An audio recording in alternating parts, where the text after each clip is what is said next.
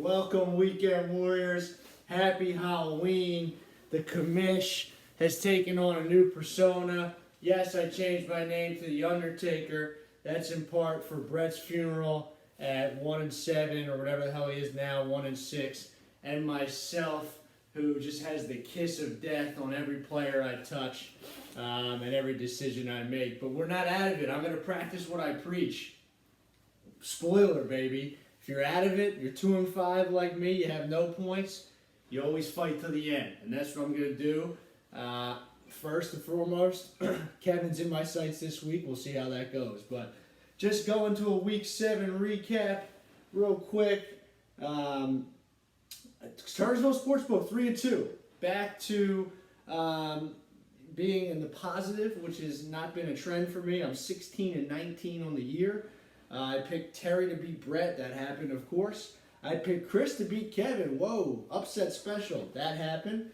I picked Jake to beat Otley. Nope, I took care of business. And I took Pearson to beat Dean. That happened. I picked myself to beat Zach. Zach, who has been abysmal all season, comes out and scores 147 points, shoots out of a cannon, and destroys me before the game even started. So, good job by you, Zach. You got me. And he's now tied with me at 2-5. So, high score of the week, Terry. It's the second time on the season that Terry's been the high score. Boy, it's hot in here, isn't it? And now, looking at the standings. We gave a little sneak peek at the standings, but let's start bottom to top. We talked about Brett eating W. He still got that one W. Questionable, The Undertaker, and I'm going to fan 2-5. Chris, 2 in a row, 3-4, surging back, has 891 points scored for the year. That's a half a point behind Ott. That's 20 and a half ahead of Jake. And Chris is surging. He's got Herbert, and he has been good. Chris loves him, as Chris calls him, the pervert. Whatever it takes, Chris. Whatever it takes. Otley and Terry, 4-3. The brother-in-laws fighting to climb up the standings. Jake at 5-2. And then Pearson's father, a.k.a. Kev, behind Pearson, both at 6-1. That's a standings recap. We'll have a special guest later on today. Stay tuned for that. You'll get a nice text with that alert when I'm ready.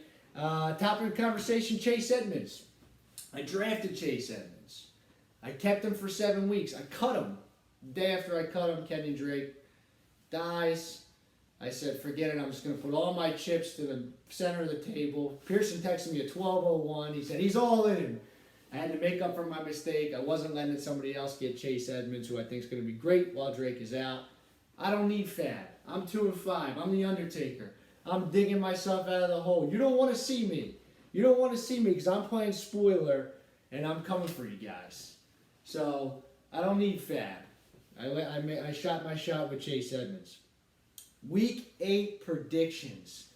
If I go 5-0, I'm back in the positive for the year. If I go 4-1, I'm back in the positive for the year. Let's see how we go. First matchup, Chernobyl Reactors versus my Zach Ertz. I'm going to fan.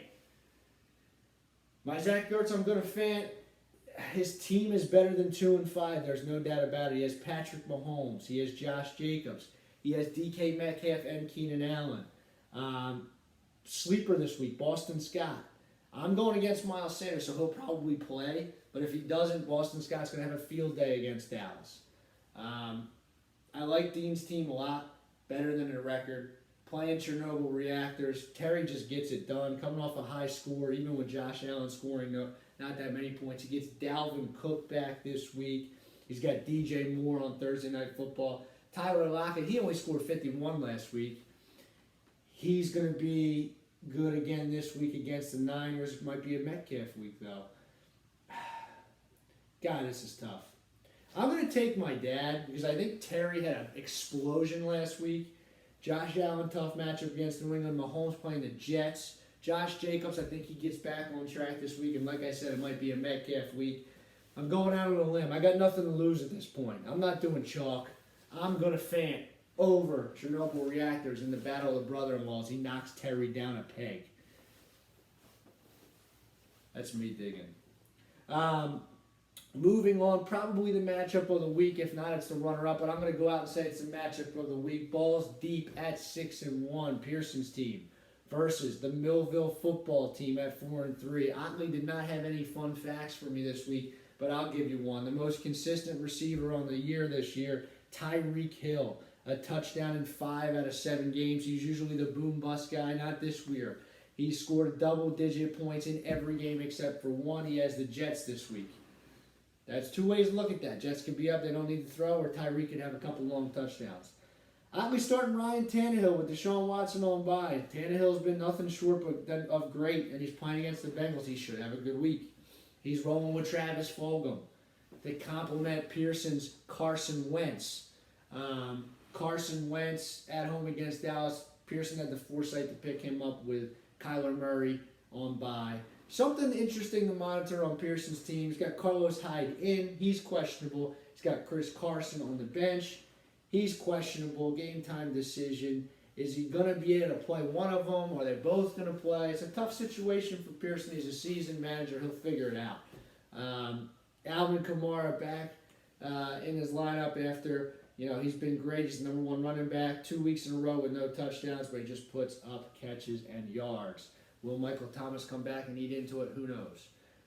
Pearson had the foresight to pick up Antonio Brown and his frozen feet. He won't get to use him this week, but he'll be back next week, and Pearson needs him with his third wide receiver being CeeDee Lamb, who got 0 last week. 1 rush for 1 yard, no catches. And with that quarterback in, I don't even want to start Amari Cooper. So this is a tough matchup.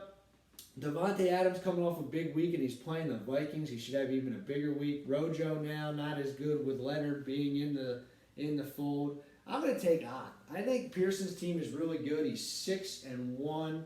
I want Pearson to win, so some of these guys at the bottom of the standings can maybe rise up. See, this is where I flip-flop all the time. Because now I'm looking at Zeke. I don't want to start Zeke. And he's got JaMychal Hasty in his line. I'm going back. I'm switching. I'm taking Pearson, 7-1. You're going down Ott. Ready to roll. Ready to roll. I'm going with balls deep. He'll figure out his running backs. Allen Robinson, he's just got a headache. He'll be fine. Pearson figures it out. He continues to roll. He beats Otley. Moving on to the next matchup. Eating W versus Optimistic Bearded Parrot. Brett, I'm burying you. Yes, you're still alive, but I'm burying you. You want to have a Step Brothers fight? You're playing Chris, and Chris is just licking his chops. Chris is ready to roll. He's got Herbert. He's got Derrick Henry at Cincinnati. Do I even need to say any more? Calvin Ridley tonight against the Panthers. He should start Chris off hot. Brett's probably not going to have Joe Mixon. He's probably going to have Bernard. Good thing he has Bernard. I think Hunt has a good week, but I said it every week, and he does. He had 16.5 last week, but he hasn't had that breakthrough 25, 30-point game. Lamar Jackson at home against Pittsburgh.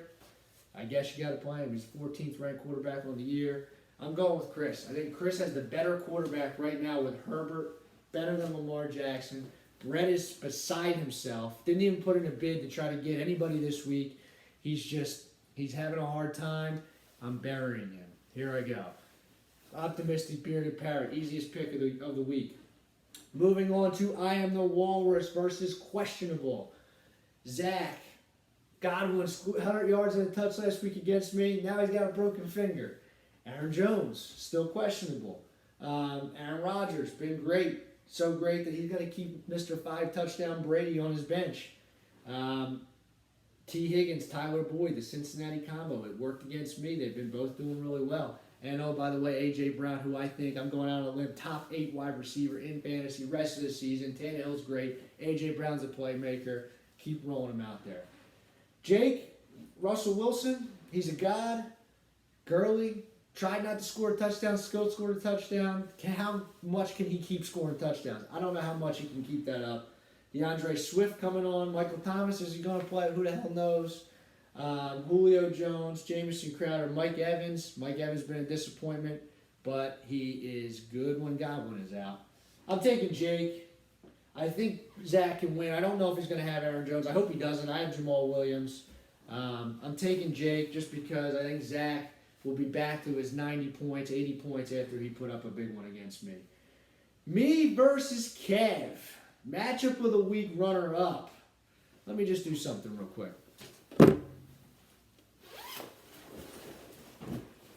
It's touchdown Teddy. I'm playing him tonight. I picked him up. I had to cut Edmonds last week to get Bridgewater. I've been circling this matchup. I'm fooling around with Big Ben. I'm fooling around with Stafford. I'm playing the matchups. Atlanta sucks. They find ways to lose. Teddy, last time he played him, 300 yards and 2 touchdowns. I'm going with it tonight. I got DJ Moore in another league. I think he has a big week. Take the Panthers tonight.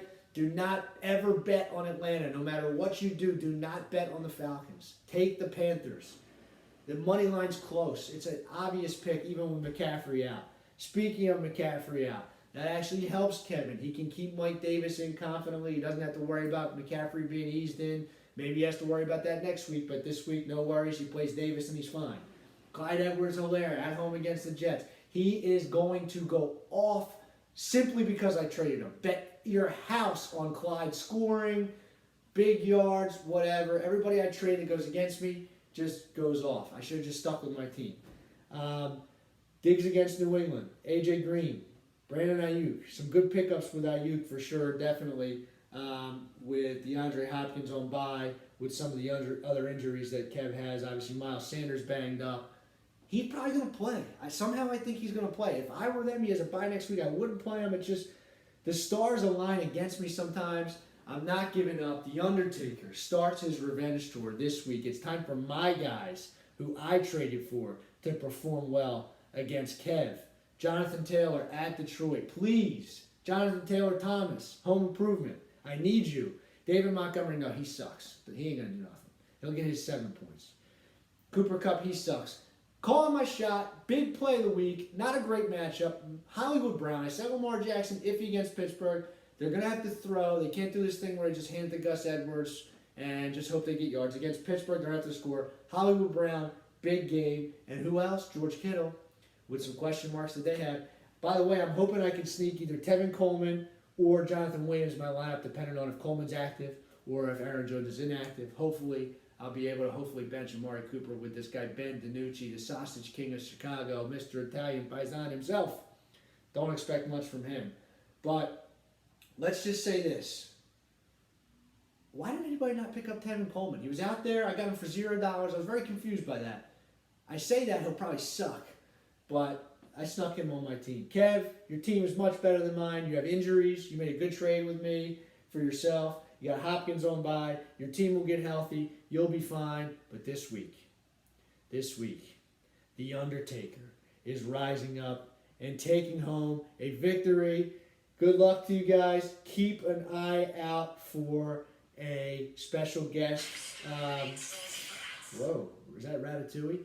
Keep your eye out for a special guest podcast later on tonight. Commission's going 5-0, and we're back, baby. Happy Halloween to everybody. We'll talk soon. Good luck on Thursday Night Football this evening.